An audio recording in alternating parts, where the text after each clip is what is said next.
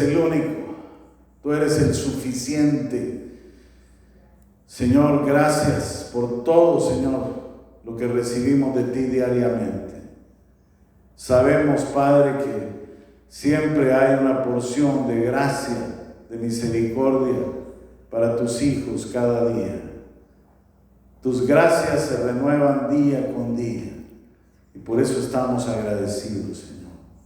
Te damos gracias también, Señor, porque por nosotros moriste en una cruz y por eso también estamos aquí, Señor. Nosotros hemos creído en ese sacrificio que tú hiciste por nosotros. Y Señor, pues fue algo indescriptible todo lo que te pasó. Pero lo más glorioso es que resucitaste al tercer día. Y Señor, pues con eso nos diste la victoria a cada uno de nosotros. Ahora somos más que vencedores, porque tú nos amaste, Señor, con amor eternal. Gracias, bendito Dios. Dele gracias al Señor. Abra sus labios y dígale gracias, Señor.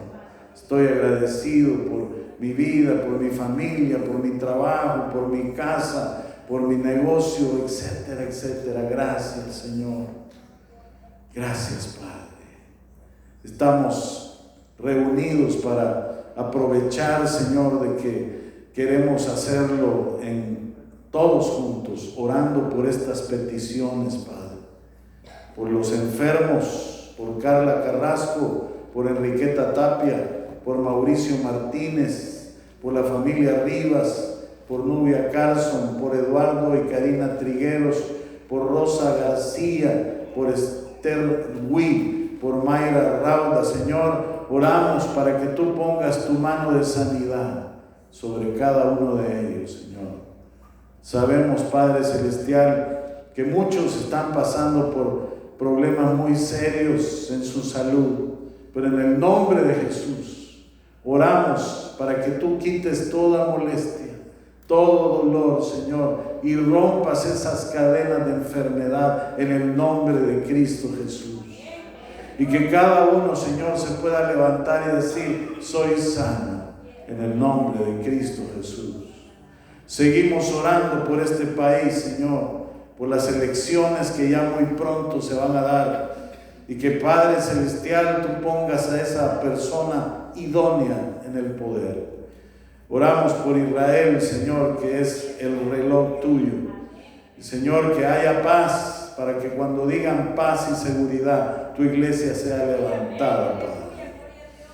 Te damos las gracias por todo, en el nombre de Cristo Jesús. Amén. Gloria a Dios. Sean bienvenidos todos, mis queridos hermanos. ¿Tienen calor? Hay que poner el aire, por favor. A los dos lados, ahorita no se siente. Bueno, gracias. Vamos con la palabra, ¿les parece? Mateo capítulo 9, versículo 35. Vamos a estar estacionados en ese versículo y de ahí vamos a hablar.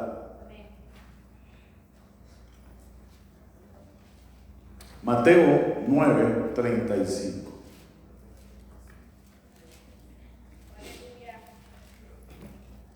¿Listos?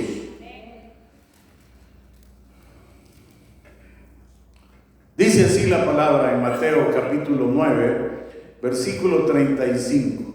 Recorría Jesús todas las ciudades y aldeas, enseñando en las sinagogas de ellos y predicando el evangelio del reino y sanando toda enfermedad y toda dolencia en el pueblo. Padre Celestial, oramos por esta palabra. Yo te pido que de mi boca salga tu palabra y no la mía. En el nombre de Cristo Jesús. Amén. Pueden tomar asiento, hermanos. El capítulo 9 de Mateo, hermanos, nos presenta una imagen de la acción de Dios en medio de la manifestación del poder de las tinieblas en la vida de los seres humanos. Nosotros nos damos cuenta cómo hay gente que está siendo oprimida por el enemigo. Un poder que no solo toca la vida de los pobres, sino que también destruye la vida de aquellos que disfrutan del poder económico y político en cualquier sociedad. Este capítulo es muy particular, capítulo 9, porque narra la historia, entre ellos, de un paralítico llevado a la presencia de Jesús. El llamamiento del escritor de este evangelio, y también que no solo habla acerca de un hombre principal que vino a Jesús y se postró pidiéndole ayuda, sino que llegaron muchos ciegos, paralíticos, sordos, mudos, endemoniados, para ver si podían encontrar un rayo de esperanza para esas vidas atribuladas. Jesús ha venido a un mundo que está siendo dominado por el poder de las tinieblas. Sucedió en esa época y sigue pasando hoy en día. Amén. La Biblia nos recuerda, mis queridos hermanos, que este mundo sin Cristo está en tinieblas. La iglesia del presente siglo no está encontrando un ambiente diferente. El ambiente es el mismo. Somos testigos de la manifestación del poder de las tinieblas en la vida de la gente. El mal parece que canta victoria. ¿Se han dado cuenta que el mal se ha multiplicado últimamente? Las cárceles están llenas de jóvenes, crímenes horrendos que se cometen aún por niños. Las cortes tienen que juzgarles como adultos. La proliferación de maras o gangas, donde lo mismo es matar que morir, no les importa la vida. Los sociólogos parecen estar convencidos de que ya no hay seres humanos capaces de ser un ejemplo para los demás. ¿Tiene la iglesia una respuesta, hermanos, para un mundo que se debate entre la vida y la muerte?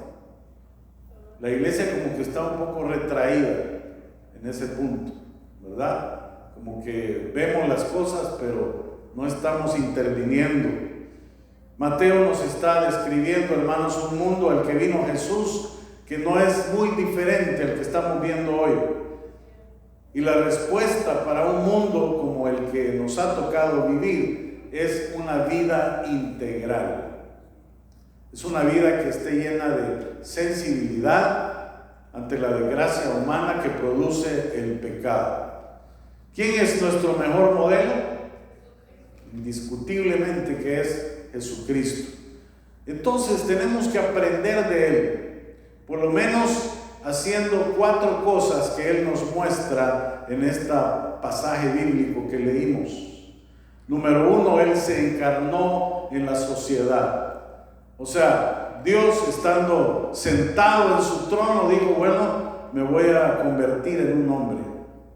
¿Para qué? Para vivir como el hombre, con sus fortalezas y con sus debilidades. Y les voy a demostrar que se puede vivir en un mundo lleno de maldad. Y puedo salir adelante en medio de ese mundo de maldad. ¿Para qué? Para que ellos imiten lo que yo hice sobre la faz de la tierra. Ahí se vino, dice el versículo 35. Recorría Jesús todas las ciudades y aldeas. Para poder convertirnos, hermanos, en un modelo ideal, así como Cristo, debemos darnos cuenta de la necesidad grande que existe en el mundo entero. Jesús dice ahí, recorría las aldeas y las ciudades, y esta es una forma ideal para darnos cuenta qué necesidades existen alrededor nuestro. ¿Sí o no? El Señor hacía eso mismo. Y mire, quiero tocar un punto que a lo mejor pues no nos va a gustar, ¿verdad? Pero casi todos, por no decir todos, tenemos o vivimos en una zona de confort o de comodidad, por así decirlo. El ser humano se acostumbra a vivir en ciertas condiciones y esas condiciones llegan a ser cómodas en nuestras vidas. La comodidad es algo que no nos deja ver exactamente lo que hay a nuestro alrededor, porque todo se vuelve familiar, ¿verdad? Usted puede ir allá por el centro de Los Ángeles, Skid Row, y si pasa por ahí muy seguido, pues usted ya se acostumbró a ver todas esas personas que no tienen dónde vivir y que viven en champitas a la orilla de la calle, o en camiones, en carros, en cualquier cosa que se puedan encontrar. Y probablemente la primera vez que lo vean, qué feo aquí. Pero ¿por qué está pasando todo eso? ¿Por qué la gente está viviendo de esa manera? Porque hay necesidades, hermanos. Es muy importante que cada uno de nosotros nos demos cuenta que hay necesidad alrededor del mundo. Por eso el Señor dice que recorría las aldeas y las ciudades para darse cuenta qué es lo que estaba pasando. Entonces a nosotros se nos hace cómodo vivir de esa manera. Cuando usted ya pasó 20 veces, ya tiene calle, ¿verdad? Y lo mira y dice, ahí están todavía. Y pasa un año y a lo mejor pues ya ni los mira. ¿Por qué? Porque el ambiente se volvió familiar. Es por eso que es importante salir de la zona de confort o de la zona de comodidad para que podamos experimentar cosas diferentes, nuevas para nuestra vida. Y vamos a descubrir que en el mundo en el cual vivimos es un mundo lleno de pecado y perversidad, en el cual nosotros podemos convertirnos en agentes para poder cambiar eso. ¿Usted lo cree? Amén. Cuando salimos de nuestra zona de comodidad es que podemos ver las verdaderas necesidades de la gente. Por esa razón Jesús hacía esto de recorrer aldeas y ciudades. ¿Usted cree que es fácil o era fácil para el Señor Jesucristo hacer esto? Por supuesto que no. En ese tiempo no había ni siquiera patinetas, ni patines, mucho menos bicicletas, motocicletas, carros, autobuses, tranvías. Todo tenía que hacerlo a través de los músculos de sus pies y de sus piernas. O sea, caminaban bastante, ¿verdad? Recorriendo las aldeas, ¿verdad? Pero eso no impedía que Jesús realizara la tarea. Y esto es lo primero que debemos aprender del Señor. Cuando lo practicamos, comenzamos a ver las necesidades de la gente. Yo le decía el viernes, hablando un poco y mezclando los dos temas, le decía el viernes que es muy fácil, mire, que usted identifique cuáles son las necesidades de la gente. ¿Cómo? Pues nada más llegue y pregúntele, hola, ¿cómo estás? ¿Cómo te ha ido? ¿Cómo está tu familia? Mire, muchas veces estamos a punto de estallar, así como una olla de frijoles, ¿verdad? Que está tapada y que esa tapadera va a salir volando porque estamos cargados, ¿verdad? Y a veces la gente lo que necesita es una palabra de aliento, una palmadita en la espalda, un abrazo, una oración. Nosotros podemos ir más allá. ¿Por qué? Porque conocemos al Señor Jesús y sabemos lo que Jesús puede hacer en una vida. Probablemente esa vida está llena de pecado. ¿Qué tal si le presentamos al Señor? Amén. Entonces, mire, qué importancia la que nosotros tenemos en el mundo, pero no lo estamos haciendo. Ese es el problema.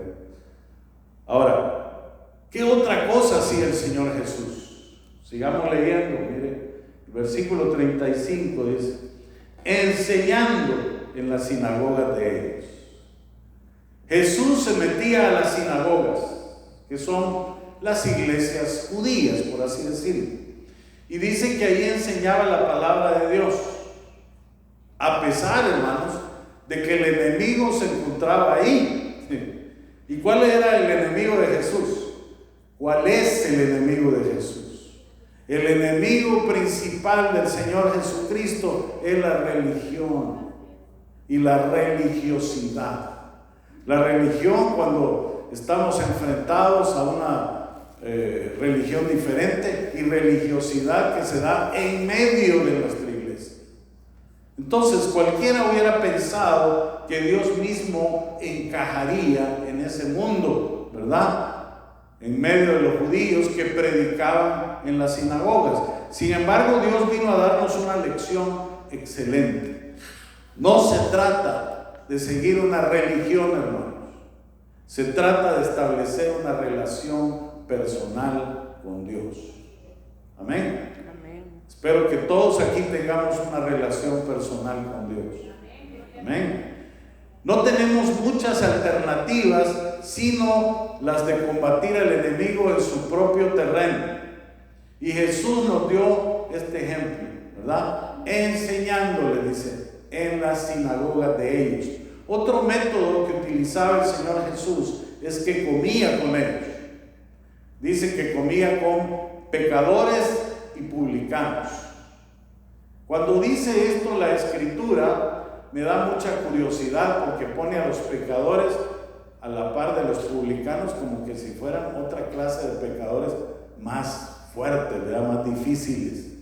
Pero no, en realidad vienen siendo iguales, ¿verdad? El problema era que eran los publicanos judíos que estaban amolando a otros judíos. ¿Qué les parece? Y esta es otra manera de poder combatir al enemigo en su propio territorio. Se vuelve lógico por el hecho de que la única forma de ganar almas es llegar hasta donde están ellas, ¿verdad? No podemos aislarnos y pensar que porque el pecador es enemigo de Dios, lo vamos a dejar a un lado. No, eso no es la idea. Debemos de estar conscientes de que Dios ama al pecador, pero aborrece el pecado. ¿Sabe por qué yo no me retiro del negocio de los funerales? Porque es un medio muy fuerte para poder compartir al Señor Jesucristo.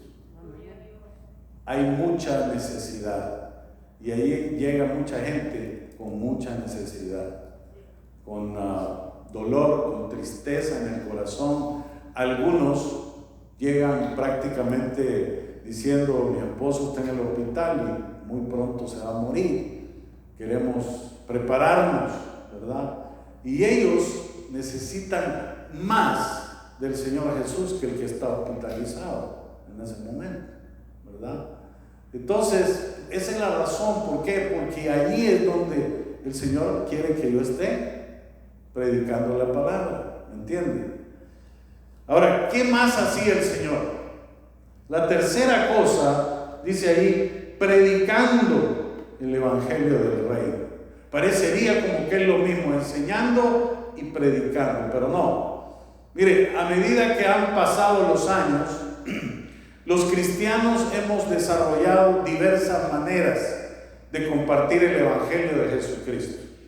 Es así como existe el Evangelio explosivo, el programa Alfa, los 4 pasos, la toma de barrios, etcétera, etcétera. Hay una serie de digamos, formas para compartir la Escritura. Y no quiero decir con esto que esos sistemas que con los años se han desarrollado están mal. No, sino más bien que hoy por hoy debemos de volver a lo básico. Amén. A lo que dice la Escritura. ¿Qué hacían los apóstoles? ¿Qué hacían los hermanos de esa época, hermanos? En el libro de los Hechos. Pues lo que hacían era presentar a la persona de Jesús. Lo que la gente necesita allá afuera es a Jesús, hermanos. Él es el Evangelio. El Evangelio de Jesucristo es presentar su obra en la cruz, lo que hizo por usted y por mí. Amén. Entonces, sin importar todo el sufrimiento que eso implica, sin decir una palabra, mire, con obediencia fue a morir en una cruz. Eso es tremendo, hermanos. Experimentando una muerte de maldito. Así era la muerte en esa época. Todo aquel que moría en una cruz era maldito. Y además una muerte cruel y lenta, llena de sufrimientos, de oprobios, de calamidades y sobre todo de humillación. Para el judío de esa época y de esta también, es una humillación que lo dejen en calzoncillos y que todo el mundo lo vea. Una humillación de lo más tremendo. Y Él murió en una cruz de esa manera. Ahora, algo muy importante, resucitó al tercer día, con lo cual venció a la muerte, venció a los principados, a las potestades, a los gobernadores de las tinieblas y también venció a Satanás. ¿Qué le parece eso? Amén, gloria a Dios. Y nos dio a nosotros perdón de pecados, redención, salvación y vida eterna. Lo cual eso es más que cualquier regalo, hermanos. Y este es el mensaje que nosotros debemos compartir con la gente. A Jesucristo, y no enfrascarnos en discusiones inútiles. Que la Virgen, que los santos, no, esos temas, mire, no los toquen. Yo no quiero hablar de eso, yo no quiero polémica. Yo te quiero presentar al que salvó mi vida y se llama Jesucristo, y Él puede salvar la tuya también hoy. Y eso no se trata de religión, se trata de que establezcas una relación personal con el Señor.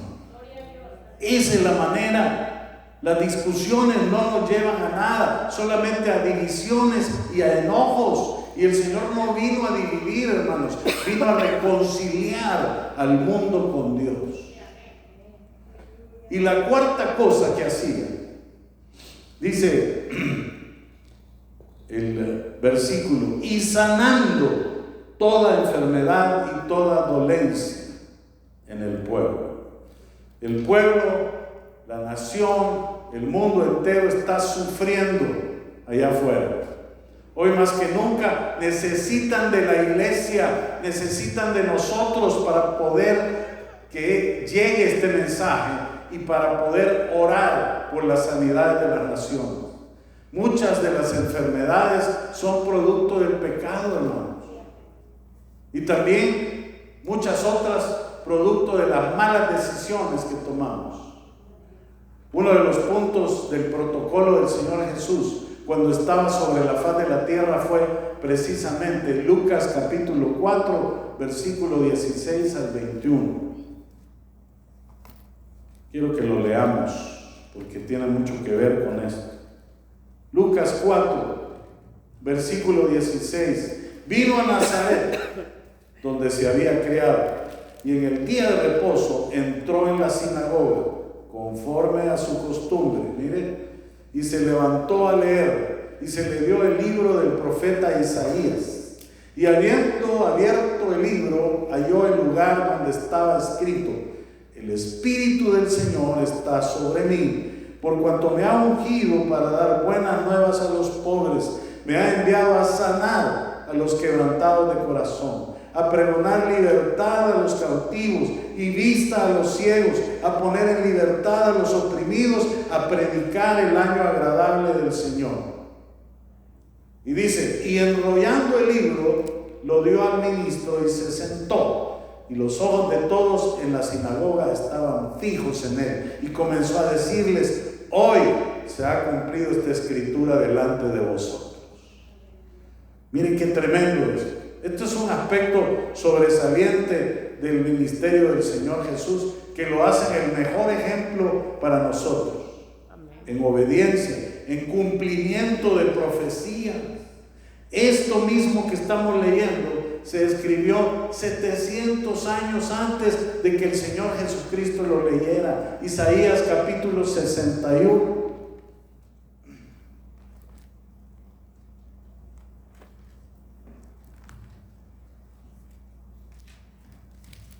Versículo 1 y 2. Dice, el Espíritu de Jehová, el Señor, está sobre mí, porque me ungió Jehová. Me ha enviado a predicar buenas nuevas a los abatidos, a vendar a los quebrantados de corazón, a publicar libertad a los cautivos y a los presos, apertura de la cárcel, a proclamar el año de la buena voluntad de Jehová y el día de venganza del Dios nuestro, a consolar a todos los enlutados. Él mismo se presentó a leer ese versículo. ¿Qué le parece? Les estaba diciendo, aquí estoy yo para darle cumplimiento a todo esto. Ahora, ¿quién le va a dar cumplimiento a esta palabra en el futuro? Porque el ministerio del Señor duró 3 años, pero la iglesia tiene años de estar viva, o por lo menos medio viva, ¿verdad? No podemos decir que está viva, está medio muerta. Pero aún así, mire, medios muertos podemos hacer el trabajo que nos dejó el Señor. El ministerio de sanidades es un ministerio alterno de la palabra de Dios. No es el principal. Ya vimos que lo principal era, primero, identificar la necesidad. ¿Cuál es? Cristo. Enseñar la palabra y predicar. Y lo último dice sanar. Es un ministerio alterno y debe ser bien ejercido por el siervo que lo ejerce. Lamentablemente hay iglesias, mis queridos hermanos, que todo está centrado en las sanidades. No predican la palabra, no enseñan, sino que muestran ese tipo de cosas. Ahí va un señor cojito, vea, ya ahora por él, ya di mi diezmo, ya di mi ofrenda, por eso estoy bien, ¿verdad? Más parece que están vendiendo los milagros. ¿Por qué? Porque ahora ya no es Cristo el que sana, sino el siervo que está ahí. Dice, vamos, mira, ahí está el profeta fulano. Y él te va a sanar, él te va a sanar. La gente empieza a hablar de esa manera. Y no hay manera que esa gente le diga la verdad a los que están ahí adentro. Quien sana no soy yo, hermanos. Es Jesucristo, y a Él hay que darle la gloria y la honra. Amén. Si ha habido sanidades en esta iglesia, es parte de nuestro ministerio, pero no es lo principal. Y por eso oramos todos los domingos que nos reunimos por aquellos que están mal, que están enfermos. Pero lo principal es enseñar y predicar su palabra. La gloria y la honra debe ser por entero a Dios. Las sanidades no se dan a cambio de nada, y menos de dinero. La sanidad no es para darle fama al siervo, hermanos, ni a la iglesia. Dios es el originador de todas las cosas. Ahora la pregunta, ¿está usted dispuesto a ser como Jesús? Él vivió una vida integral. ¿Por qué? Porque se dedicó a los seres humanos en forma total. Es increíble, hermanos, que cuando vino este virus hace 4 o 5 años, Él vino a descubrir un montón de cosas en la iglesia de Jesucristo en general. No estoy hablando de esta iglesia. Trajo como consecuencia de que en realidad los templos no es lo más importante. Porque aún sin los templos, nosotros pudimos enseñar la palabra, ¿verdad? Y ahora pues los templos están solos. ¿Qué tal? No son los programas, hermanos, los importantes. A veces hay que cambiar todo eso. No es llevar un orden en el servicio, no son los grupos musicales. Lo más importante es compartir a Jesucristo. Amén. Debemos ser como Jesús, considerar y amar a la gente así como Él lo hizo, especialmente a aquellos que tienen necesidad. No solo basta muchas veces decir, voy a orar por ti, sino que hay que demostrarlo también con hechos. Van a haber momentos en que usted va a tener que meterse la mano a la bolsa. No nos gusta mucho, ¿verdad? Porque nadie dijo amén. Nuestra sociedad necesita hombres y mujeres nuevos, vidas que se integren para ayudar a los seres humanos a salir de la opresión del pecado. ¿Le parece eso? Pues intentemos por lo menos hacerlo. Mire, usted tiene un medio donde usted se mueve. ¿verdad? Porque no todas las cosas suceden aquí en la iglesia. Y en ese medio donde usted se mueve, Dios lo quiere usar. Ahí, mire, hay necesidad. Ahí hay gente que necesita conocer a Cristo. Ahí es donde usted tiene que abrir su boca y hablar con denuedo la palabra. Por eso yo le insto a que lea su Biblia todos los días, para que se impregne del Espíritu de Dios y que el Espíritu hable a través de usted. Amén. Es lo que debemos de hacer. Así que considere eso. En su círculo, ¿todos conocen al Señor? Esa es la pregunta. Donde usted se mueve, en su oficina, en su casa, en su vecindario, en los lugares donde usted visita, etcétera, etcétera. Vamos a orar. Padre bendito, te damos la gloria y la honra. Te damos gracias por tu cuidado, por tu amor, por tu palabra que siempre llega a tiempo, Señor. Ayúdanos, Señor, a identificar las necesidades, así como tú lo hacías, recorriendo aldeas y ciudades.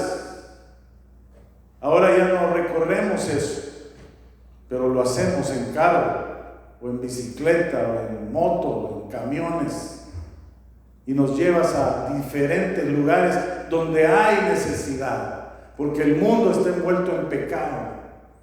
Ayúdanos, Señor, a que podamos ser efectivos a través de tu palabra.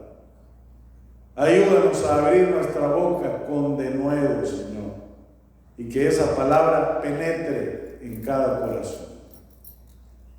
Ayúdanos a ser siervos verdaderos tuyos, porque el tiempo se acaba. Te lo pedimos todo, Señor, en el nombre de Cristo Jesús. Amén. Gloria a Dios. Adelante, hermano.